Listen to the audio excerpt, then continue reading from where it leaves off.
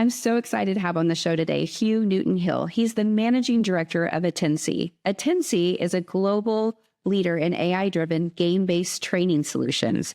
They create a learning by doing atmosphere. Join Huw and I as we discuss the importance of building confidence, how behavioral data is the true telltale of empowering your workforce, and the significant impact AI-powered simulations have on equipping the future workforce. This is one you don't want to miss. Let's jump in. People Work is proud to present Strategic Shift, a podcast dedicated to exploring the future of work. Thank you for joining us as we hear stories of bold decisions and workforce innovations. I'm Christy Honeycutt, and I'm your host. Hi, Huw. Thank you for joining the show. Where are you joining us from? Great to be here. Thank you for having me. I'm dialing in from sunny Boston this morning. Oh, it's rainy in Dallas, I can tell you that. So I know I did not do you justice with your intro. Is there anything you'd like to share with the audience? Yeah, I mean, it's absolutely great to be here. Just kind of summarizing what Attensi does at a high level is taking really the best from the gaming world, the video gaming world, and how those games, regardless really of audience, manage to engage people, get people connected to a narrative, and really learn through playing games. So that's what we do. We do it across various industries, and we're growing significantly in the US, and excited to share really the best of the I'm really proud of the platform that we've built, but really I get really proud when customers put it into their organizations and we can kind of see how it changes the lives of so many hundreds of thousands of people. So for those that don't know what Attensi does, what is your core value proposition? Yeah, absolutely. So really we focus on any area within a business where you realize that the people are driving some business performance. So that could be in the front line. Really, the people are the face of your organization, whether that's in a coffee shop, in a restaurant, on a cruise ship. But also you see that across really all industries, whether it be insurance, where your claims underwriters are, your underwriters are having to make business decisions. But then, realizing that people are the key asset to any business, and then seeing what capabilities, gaps, or behavioral shifts they need to make. And then we design solutions in our platform to help them make those shifts really in a sustainable way that the learning and the training really sticks and can be implemented. And then what's also really exciting about the platform is the analytics engine at the back end to show that these investments that you've made really do make a difference to the business. Beautiful. Thank you for sharing that. So I know you talked a little bit about gamification and helping individuals learn. Can you talk a little bit about that? Because you mentioned playing Madden and kind of like correlating that, which is such a great storyline. Yeah, absolutely. So as you can tell by my accent, not originally from Boston, although very proudly in Charlestown now.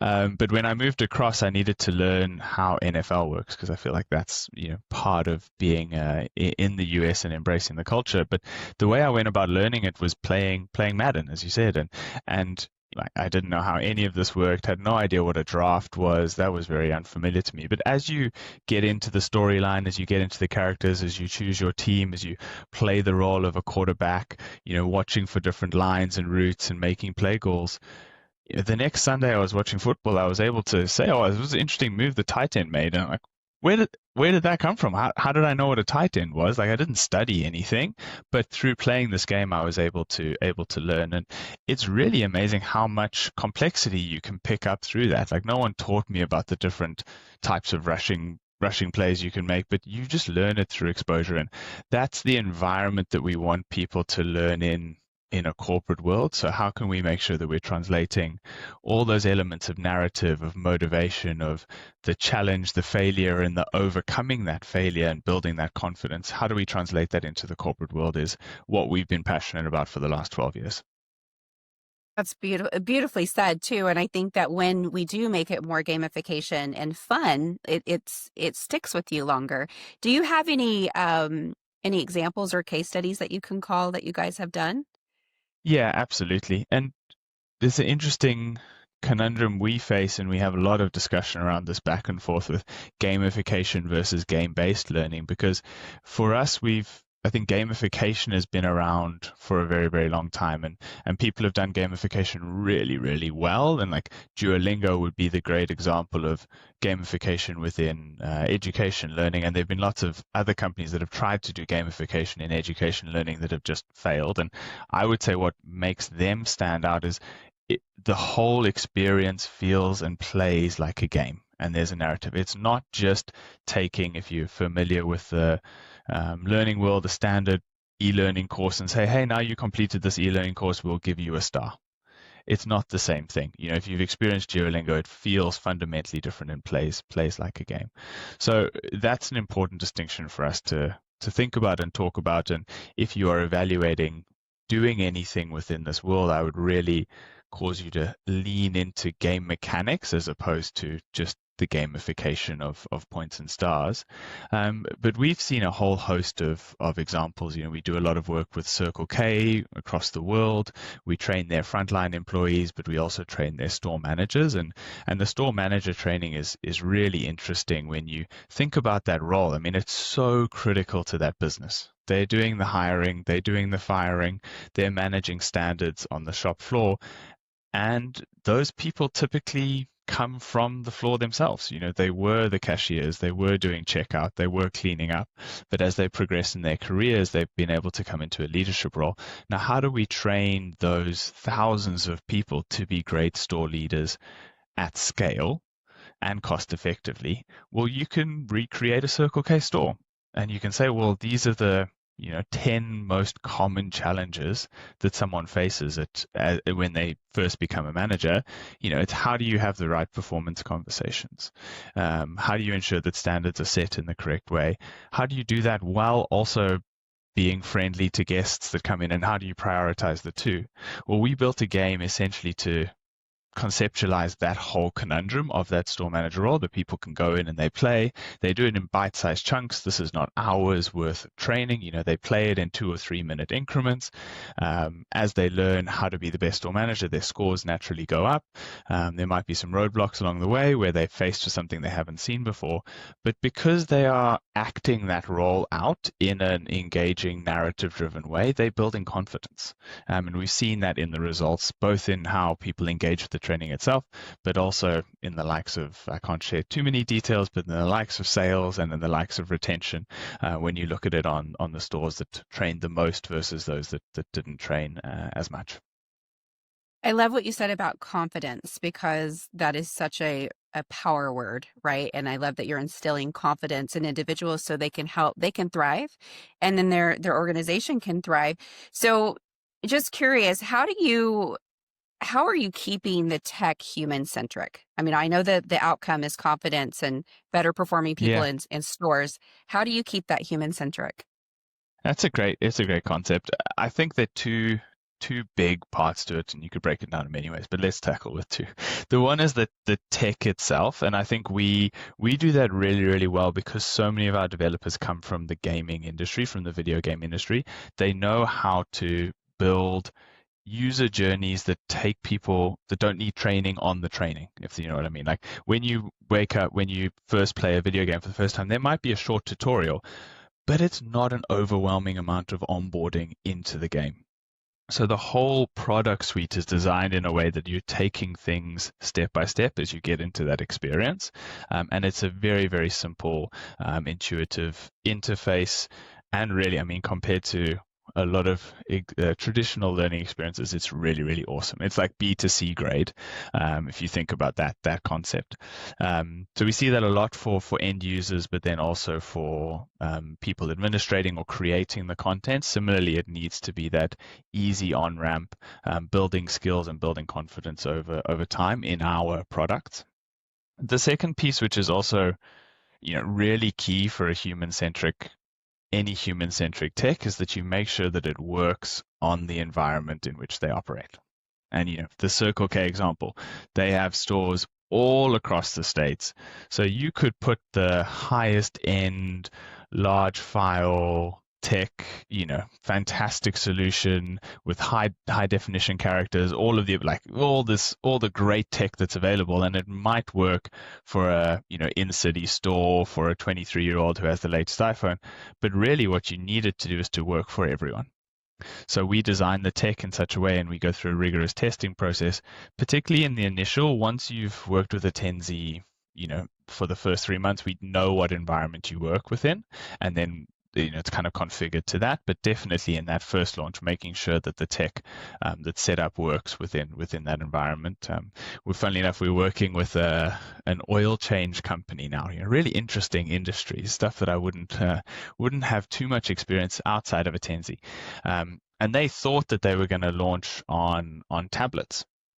But we very quickly had to pivot to using the PCs within the store because the tablets didn't have the bandwidth that they thought they did as they were out sort of operating around the store, that the PCs were much better placed for that.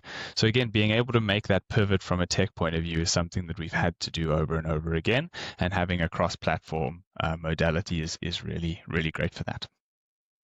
So you bring up an interesting concept, especially when you say frontline, and I've heard, and I know you have as well, skill gaps, and are all of the frontline workers there. We're in a multi-generational workforce, right? And so some people don't like tech. Some people are kind of, on their way out the door. What are you seeing from a skills gap perspective that you've encountered with Attensi? Yeah, it's a great question. It does lead me a bit into a survey that we ran a couple of weeks ago, which was focusing really about that onboarding experience. We do a lot of training within that space, and I think with the current turnover rates and the employee gap, what's that called? The talent gap that we have, both in specific skills, but also in number of people, particularly on frontline. Getting that onboarding right is so core. And what we found was that if you interviewed people who are going through that onboarding experience, the biggest challenge that they had was being overwhelmed with too much information. And there are a couple of others that were in there, but we've all been there, but take yourself back to that point when you joined a new company. You're like, there is so much I don't know. And there are waves of that as you think you start learning, and then you drop off and you realize all the stuff you don't know. But that's kind of the sense and the feeling that people have when they're moving into a new job. And it's very important that we remember that. From HR and from a business point of view, the biggest impact of having a poor onboarding experience is that same person who is overwhelmed with information lacks confidence. And it just makes so much sense. It's like you're overwhelmed with information, so obviously you're not going to be confident in your role. And then what we've also seen, like really does evidence this, is that 58% of employees admit to skill masking, which is almost lying about skills that their employer thinks they have or thinks that they should need, and 46% admit to faking understanding something at work, which just is really scary from a business point of view, that you have around, if not more than 50% of your new employees coming in making you think that they know stuff that they don't know.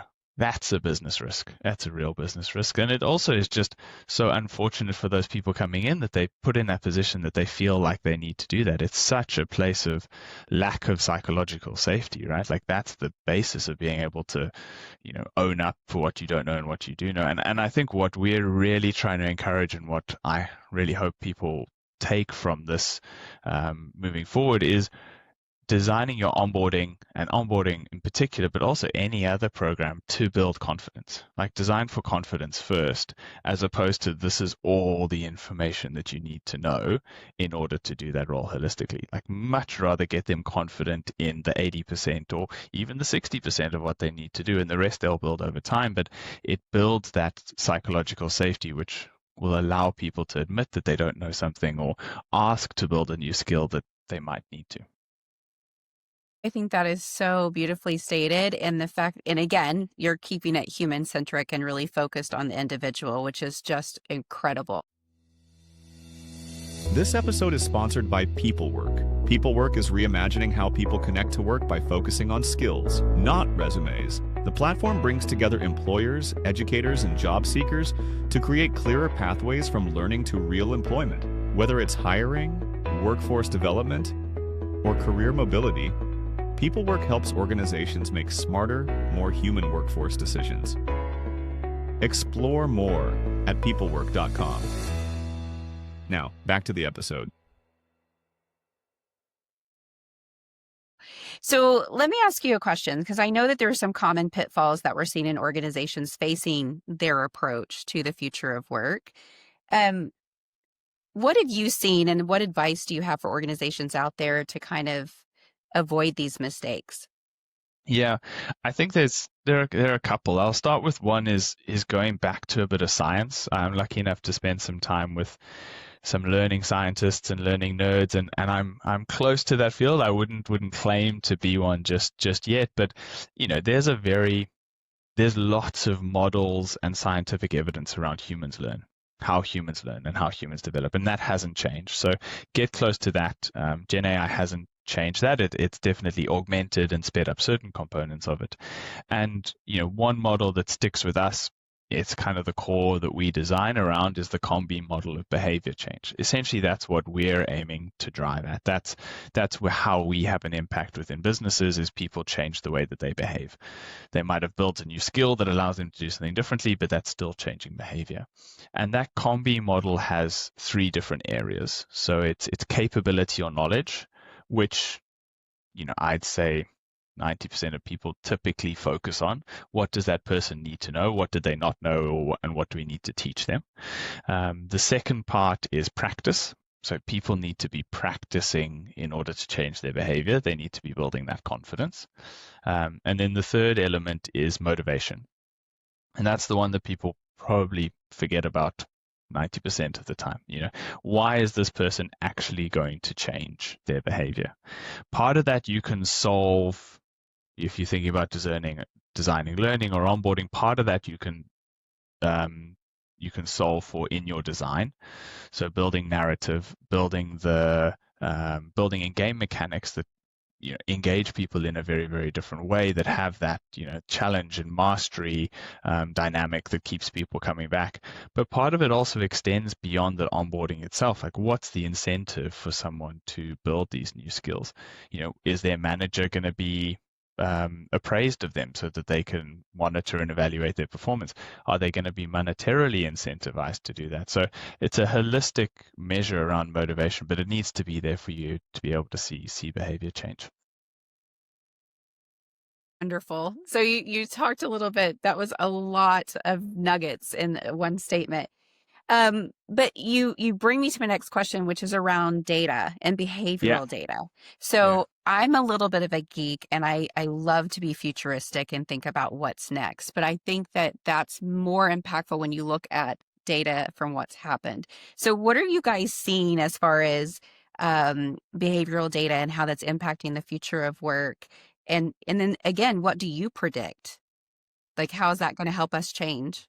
Absolutely. I think the one piece, and it comes back to, I forgot one of the other things I was meant to talk about on the last point, which is around like embracing AI and how do we bring that into our organizations effectively. And I think we all need this to happen quickly, both employees and employers. We need this to happen quickly, but at the same time, change takes time. And again, coming back to behavior science, people need time to process this. They need to get exposure. They need to be deploying and testing, but this is not going to be the concept within learning of spaced practice. We need to give them spaced practice to digest, to reflect, to practice again, to distill their learning. So that's one other piece that particularly internally we're having to embrace a lot, because we want to see everyone moving quickly on this, and at some point you just have to slow down a bit and just give people exposure, build that confidence again, and people build confidence in different ways. So that's the one. You tied it in a bow, guys. We'll try. Ex-consultant rubbing off here. I've got to have 3 bullet points. But no, when it comes to behavioral data, I think the one really excitingly, organizations are craving this like they never have before. Like, they know that they need to have better data on their employees, and they need to make better data-driven decisions. That's hard in people businesses because it's very hard to tie sometimes it's hard to tie behaviors and skills to real world impact. You get some contexts which are great. I mean, sales environments, particularly when you're working in transactional sales, think of people in call centers, they're having lots of similar calls on a daily basis. You can make small tweaks and you can measure the impact on that. So we do a lot of measurement within that space.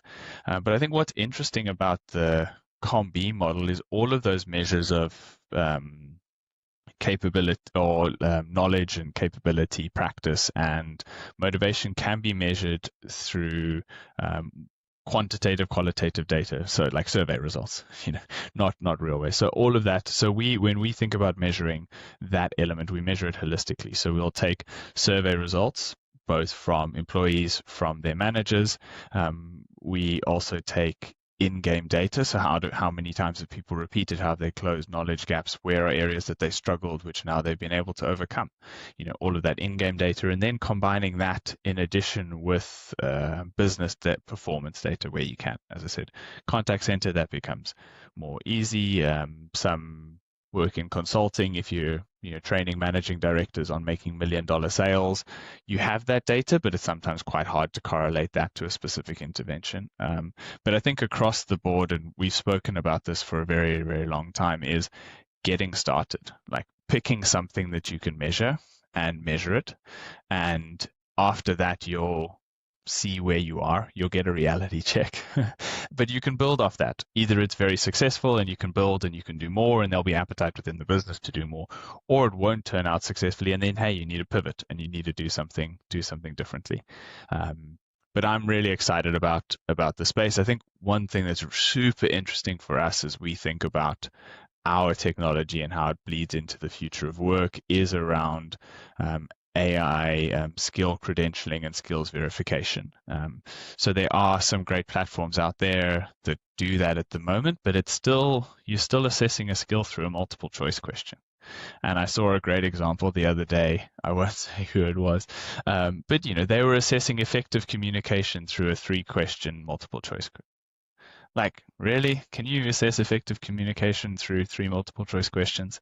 Like, really, you can't. Like, maybe at some level you can do it, but certainly not at an executive level. But I think the more that we use, it's almost like creating digital twins of your workplace, right? That's what we do in many sense. Like, sometimes it's physical, sometimes it's more about the people and the interconnections. But if you can create these digital twins of your workspace, then you can really see how people perform and operate, and then use that data to translate back into skills without practicing in the real world or on the customer, as we've had to do in the past. So that's my idea. I love not testing it on the customer, aka pilots.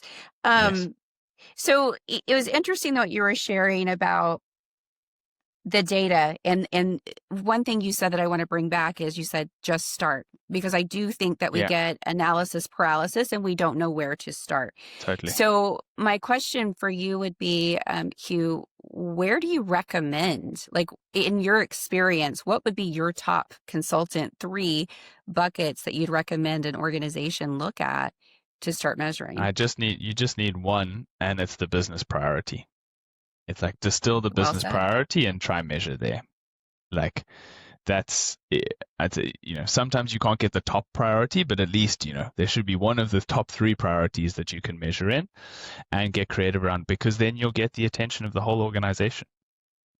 If you design this perfect experiment in this, and we have seen this in the past, you design a perfect experiment in this obscure part of the business and you're able to measure really statistically significantly positive results.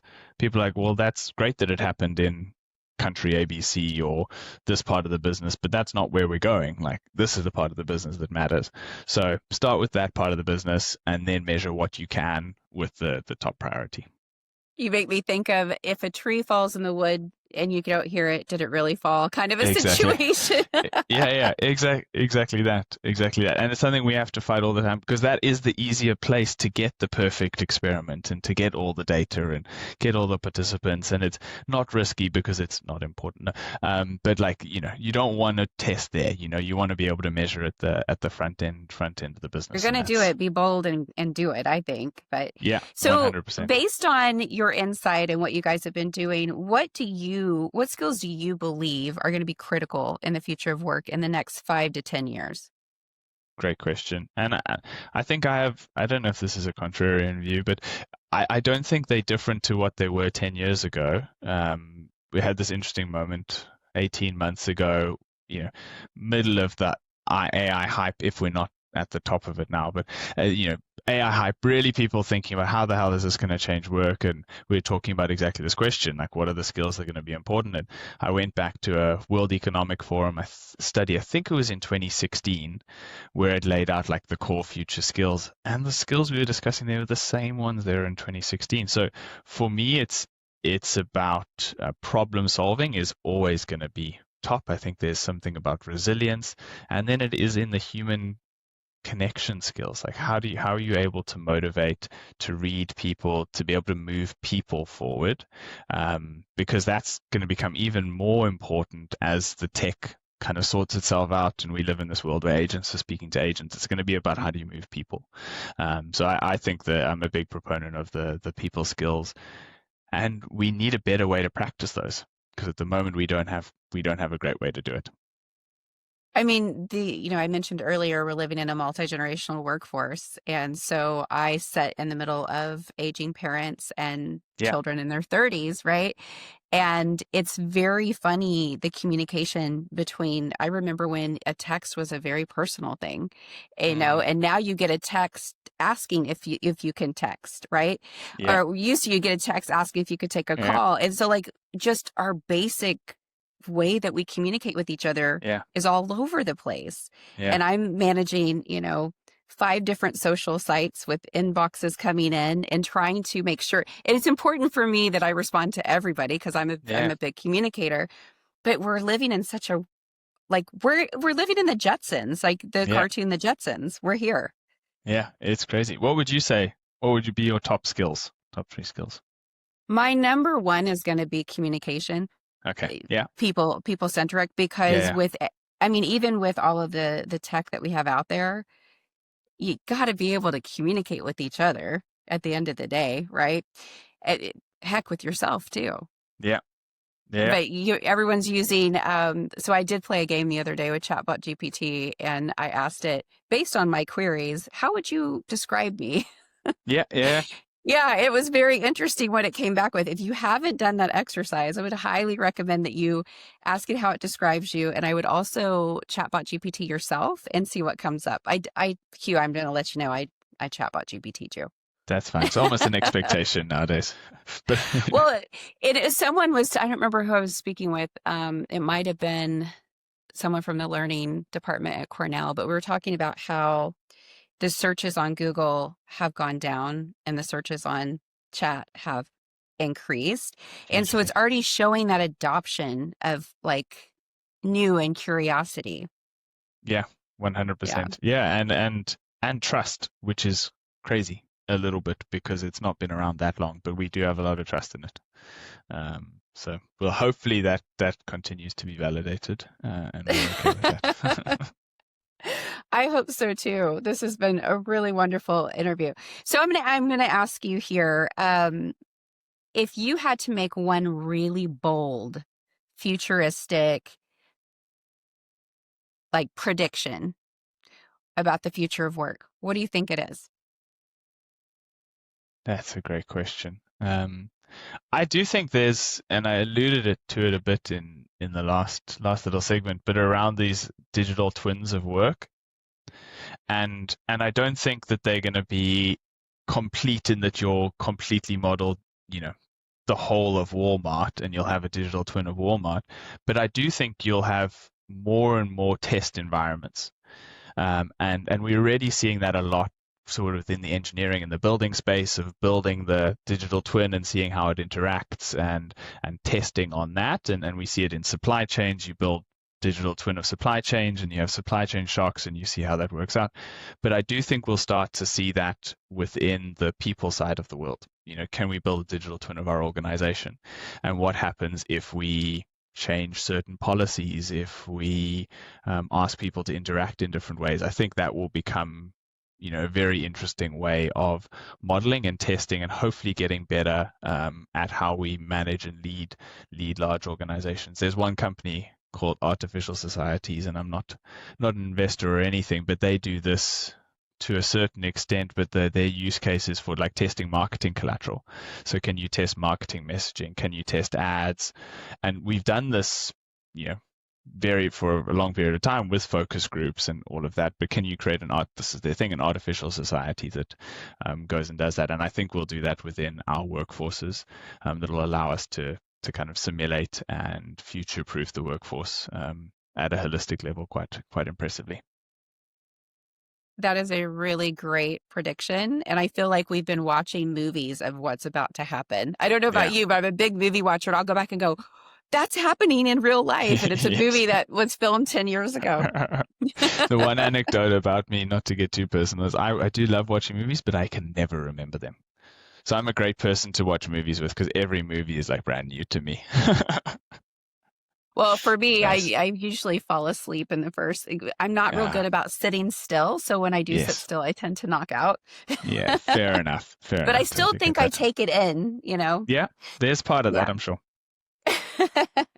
Well, this has been a phenomenal interview, and I've learned so much from you. And I'm sure there is so much more to you that we didn't uncover. Is there anything that you'd like to leave with the audience that we might not have had a chance to talk about? Yeah, I mean, I'm passionate about all of these topics and many other things, and very open to connecting with anyone. LinkedIn is probably the best place to get me, so we'll make sure we share that in the podcast, and please do send me a note and we can find time to connect. Attensi has a lot of great resources as well, also by industry, which could be helpful depending on where you come from, but totally available and excited to learn from other people as well as we figure this thing out as we move forward. And please keep publishing your findings because they are fascinating. Absolutely fascinating. Will do. All right. Well, thank you for holding space for the audience and myself. And until next time, guys, keep shifting. Thank you. Thank you for listening. I'm your host, Christy Honeycutt. Be sure to subscribe to Strategic Shift so you never miss an episode. Tune in next time as we continue to explore innovation in the future of work. Until then, keep shifting.